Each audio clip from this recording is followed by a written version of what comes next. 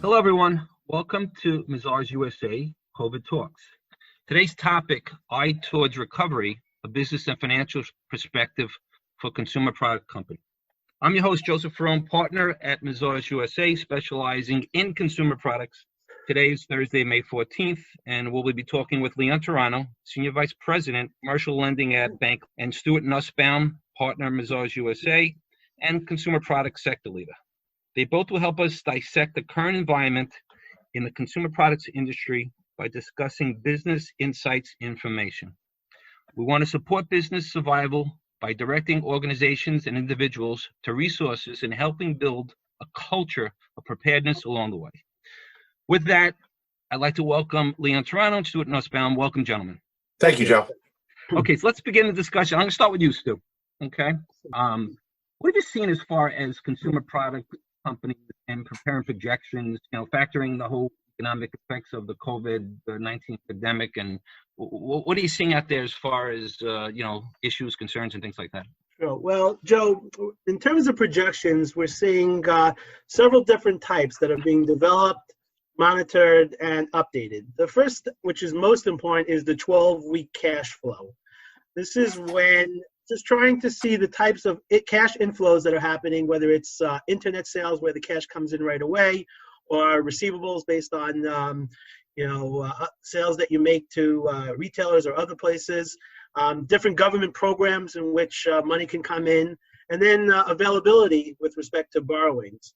And then plotting that out over the next 12 weeks versus the overhead and costs, or more specifically, disbursements that need to go out, and then monitoring that throughout and tweaking that as the different weeks go by. A second thing we're seeing is a profit and loss projection for the calendar 2020 year. And we're seeing a couple of different ways this is presented. The first one is what we call the best guess analysis. This is just taking into the economic effects that everyone knows so well, and trying to project what will be the effects on the P&L. We're seeing, with regard to sales, mostly decreases in sales. People are coming up anywhere from around 10 to 20%, which I would have to say 17% seems to be a leader in terms of what companies are thinking on how their sales will be affected for the 2020 year. Additionally, with respect to overhead, lots of key area decreases, also somewhere around 15 to 20%, with most of the heavy reductions in design, advertising, distribution, and your G&A. Another type of projection that companies are coming up with is more of a worst case or stressed analysis. And for the most part, we're seeing companies reducing sales somewhere around 25%, so a little more than the best guess, but keeping the overhead the same at 15 or 20% based on what they realistically think they can do, which shows a position not as good as the best guess, but in that case, just to see what could happen under a worst case scenario. And then lastly, some companies are building a break-even analysis where just trying to see what they think the gross profit's going to be, and then trying to get the overhead to match that gross profit in order to break even. One final note, Joe, is just the importance of really constantly updating these projections. Things are changing every day. For example, just recently, a couple of companies have reported to me that orders from Walmart and Costco have been a lot better than what they thought they would be. And that's because, people are either going to that store or are having, deliveries made to their homes. And it seems that people are branching out and buying more items beyond the necessities like food and toiletries that they were buying before. It's funny, Stu. I spoke to a client this morning about, to me, the projection, the hardest part, obviously, is the sales end. Who knows? We don't know what's going to be going forward. But one of my clients this morning in the consumer products field said what he's hearing is that people are going to stores, the ones that are opening up again, and they have a purpose on what they want to buy. It isn't just a shopper going in and looking around. They know what they want. And he feels there's going to be a big influx from when people just are able to actually go shopping again, and that there'll be a big push for people just going to buy exactly what they want as opposed to just shopping and walking around the malls, which they may not be able to do anyway, which may help the whole industry. Yeah, I agree. Yeah, it's interesting, Stu, that you mentioned that how people are going to 12, 13-week projections.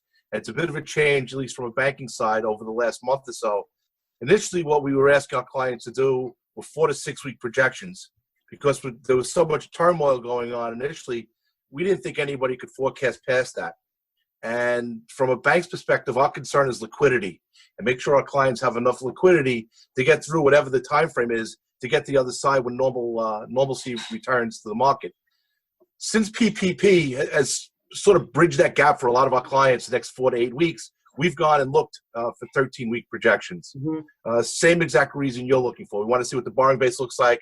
We want to see what their cash needs are. We want to see where there's cash shortfalls. So we can structure support, whether it's additional credit, modifications to the borrowing base, whatever it is, and help them move forward. The art is figuring out what sales will be, what their inventory looks like today. Do they have the right inventory? And who are they going to sell to when they come out of this? Unfortunately, a lot of the consumer goods clients that we have sell directly to retailers. And some of the retailers, as you know, if you read the paper, are really having some incredible struggles. So the thing is, am I going to be 20% down across the board, or is it going to be 20% selectively? The big box guys are going great. E-commerce is going very, very well. Pretty much to a company, any of our clients that has an e-commerce presence has been doing gangbusters. So there's a lot that goes into the projections that a bank looks for. And I hope that you guys are on most of my clients because you guys do exactly we hope so too, Leon. No, you know why? Because here, you guys talked about stressing the projections. Right. So really what we do is we ask our clients to really think about what they think the next 13 weeks are going to look like. And then when they give it to us, we sort of stress it a little bit. Right. We say, what do we see in the market? What does their inventory consist of? Are we going to lend 50% against the inventory, or should we knock it down to 30? We have a company that has a big spring business. They shipped a lot in the spring. Good news, bad news. They have a lot of receivables, but how much of that is going to get returned? How much is going to be discounted? How is that going to impact their business going forward? Those are all things that we have to factor in. So the fact that you guys do that with your clients, from our perspective, is a huge plus. We appreciate that. It's definitely, Stu, thanks for the insight. It's definitely a moving target, and I'm sure they'll be looked at continuously as the platforms change. I can move over to you, Leon. Okay.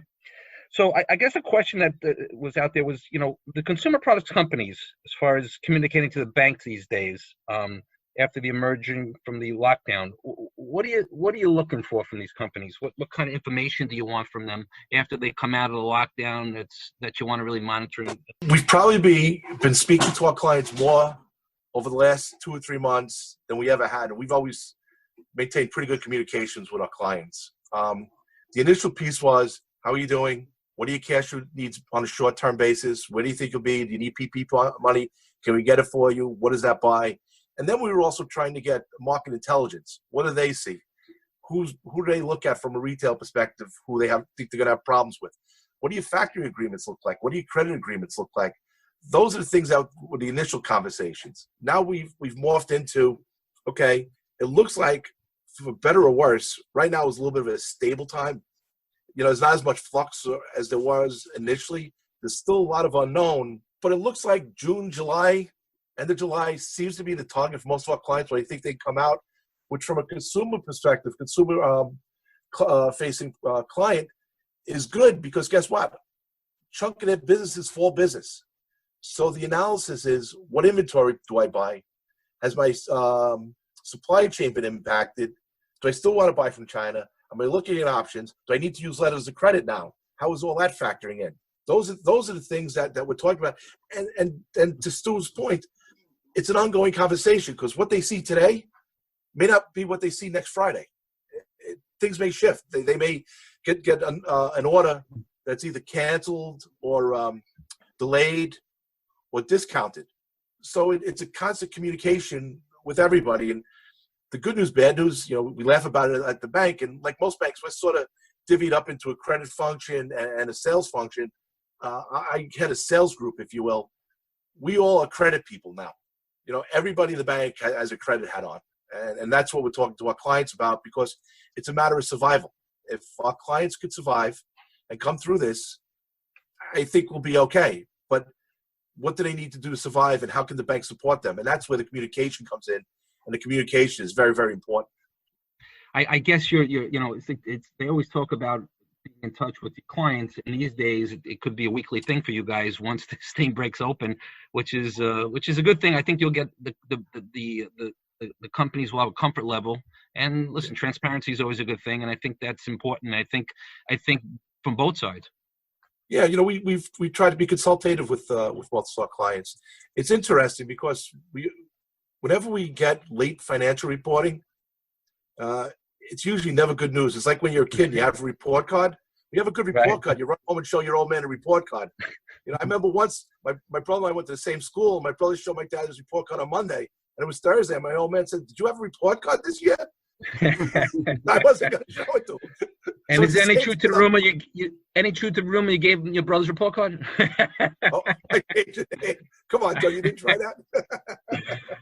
All right, terrific. Stu, I'm going to move on to the next question. I guess, what decisions do you think consumer product companies are facing right now? So operators, managers, they have a lot on their mind. The first and foremost decision that they're faced now is preparing for a safe return to work. They're all thinking about what would the office look like and what would my business look like when everybody gets to go back. Turning the state guidelines in terms of what you're allowed to do, and they're trying to project what's the practicality of being able to implement these rules within their offices, warehouses, stores, etc. Some companies have put out their surveys to all their employees to get a sense on people's willingness to come back to work on a regular basis in a store where you're customer facing, or in an office where you are mixing with fellow employees. That's one thing. Another thing that's really important in our decisions is for those that receive the Paycheck Protection Program, the PPP Leon mentioned before, is about trying to optimize and figure out the forgiveness that could take place after the 8 weeks. Trying to balance the employee levels that make sense for the companies versus the ability to not lose that forgiveness. So that is something that we as accountants are working very closely with our clients to try to figure that out and see what decisions should be made with respect to payroll and other types of allowable costs under the PP program over the next couple of weeks. Another thing that Leon touched upon is, as we move to the second half of 2020, it's ordering merchandise. Many companies have the orders from the retailers, but are just worried about if, when things get back to normal and customers do not shop the way they were shopping before and sales are soft, there could be many more cancellations. And companies just frankly don't want to be stuck with that inventory. So therefore, there's two kind of schools of thought on this. Some are really pulling back on the orders in order to say, look, if we don't have the goods, we don't have the goods. And then others are saying, you know what, I'm just going to produce, and maybe because other competitors are not producing as many goods as their orders, I may be able to fulfill some of those orders. So it's, I guess, a little bit of gambling, or what's your risk tolerance at the table. Also, I think that decisions right now have to be made with respect to paying rent for offices and store locations that are vacant right now. Variance renegotiations or forbearance. We know about certain state mandates about not being forced to be evicted, and also the GMRs, the guaranteed minimum royalties, is another decision that companies have to make. We're hearing from a lot of companies that right now they're just paying based on actual sales, and they're kind of ignoring the minimums right now with the anticipation of working out some renegotiated terms with the licensors.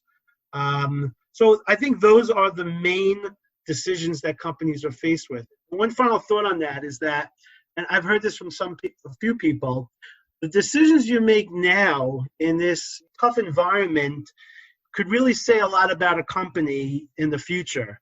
When you come out of this, do you want to be known as a company that kept all their employees or just let the employees go?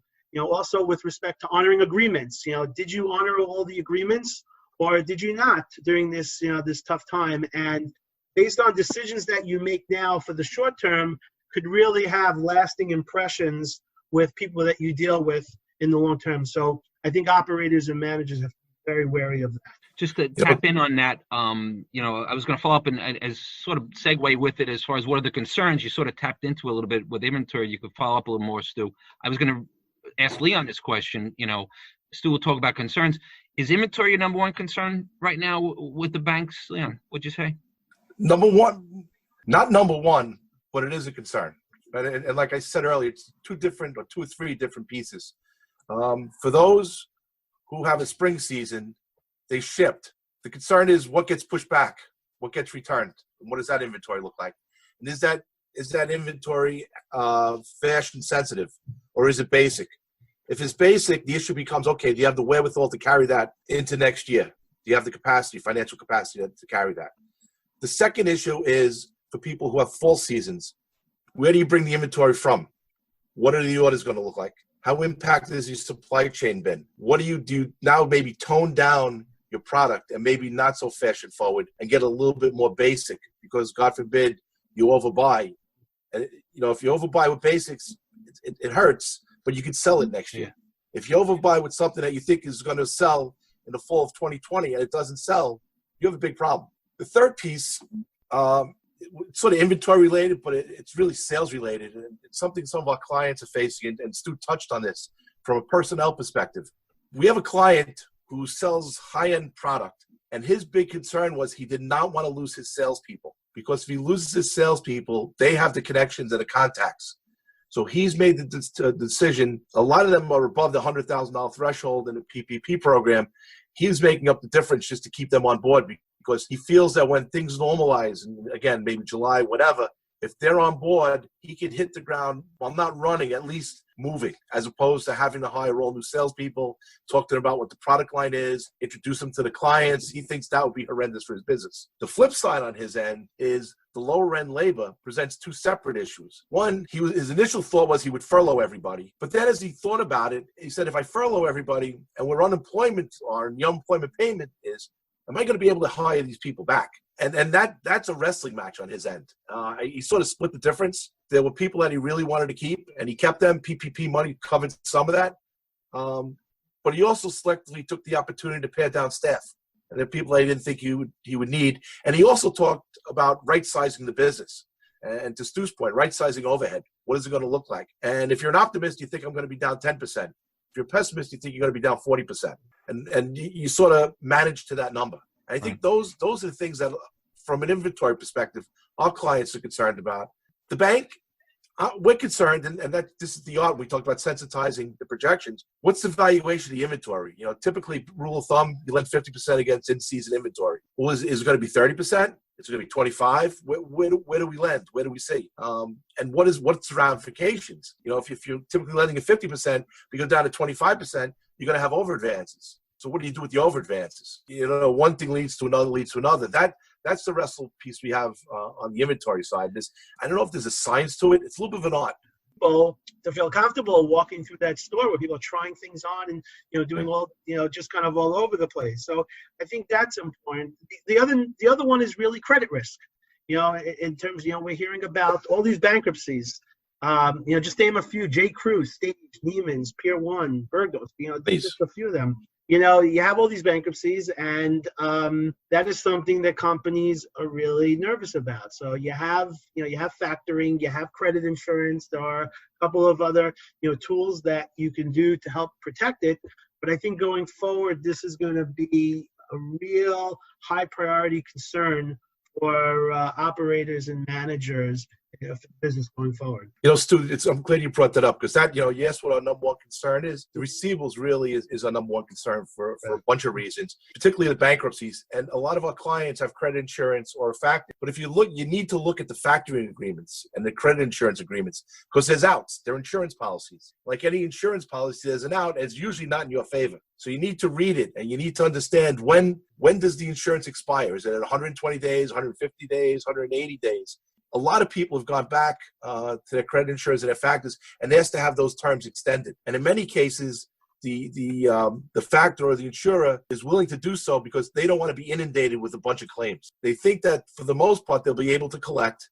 It's just that they won't be able to collect in 90 days. It may take 120 or 150 days because of the economic environment. So it's just something to really be aware of. We actually have asked our clients to send us their agreements, and we have our legal counsel review it and then go back to them and tell them what we think the issues are, because their issue is our issue. So at a minimum, I would say that these tools to help shield the company from credit risk are going to be much more expensive. Yeah, absolutely right. Absolutely. So that'll segue to the next question for you, Leon. Sort of walks right into it. What kind of accommodations are you seeing, or you anticipate, or have you already have done for your clients that the banks are going to be asked to do? So again, we're a relationship bank. We're not in it for the short haul. So we work with our clients.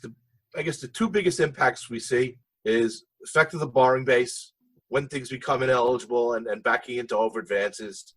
And for any sort of term debt that's cash flow driven, you're going to have a bunch of covenant violations. And those violations are going to go through the next 12 months because it's usually tested on a trailing 12-month basis. So as part of our process of why we're asking for projections, we're looking at the borrowing bases, we're looking at the insurance, we're looking at who their clients are, and we're making a determination. Do we want to extend, instead of eligibility ending in 90 days, do we want to make eligibility out to 120 or 150 days so you don't back into an overadvance? Or in the instance of inventory, if we're lending at 50, do we lend at 30? What's the impact there?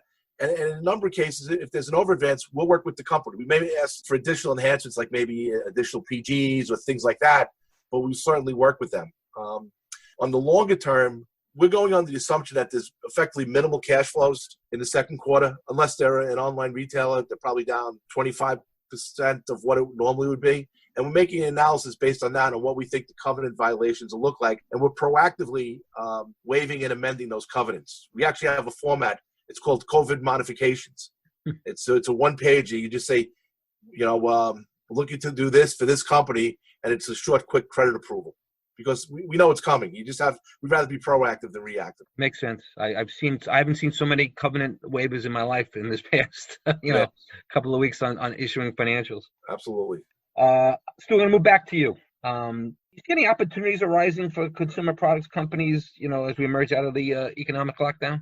Yeah, well, Joe, I guess when this is over, there are going to be those companies that are just not going to make it through, whether it's through bankruptcy or just, feeling that they just they don't have a sustainable business. So I think there's going to be a number of M&A opportunities, probably a lot of them, M&A opportunities for companies to, merge or, fold in, other companies that just, complement their business to make it stronger. I think some of the characteristics of the target would probably those that have some maybe well-known brand names, whether they own the brand or they have license right now for certain brands. And I think also strategically with regard to multiple distribution channels, companies may look through this and saying, hey, we've always had a good wholesale or brick and mortar business, but we never really had much in terms of a platform or an e-commerce. And maybe that's something that we need to do.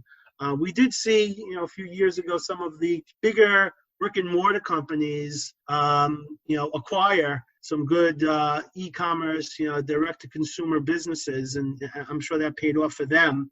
And I think we'll probably see this some other areas opportunities. I think there's going to be some good talent out there, maybe in the areas of sales, design, production, of just companies that have had to force the pare down, and some companies will be able to take advantage of that. And I think this is going to maybe be an opportunity for companies to implement overhead alignment, to finally go ahead and take your company. We need to bring back all the costs that we had beforehand. Certainly not. And this will be kind of like a springboard for moving forward in a way that's a lot more efficient.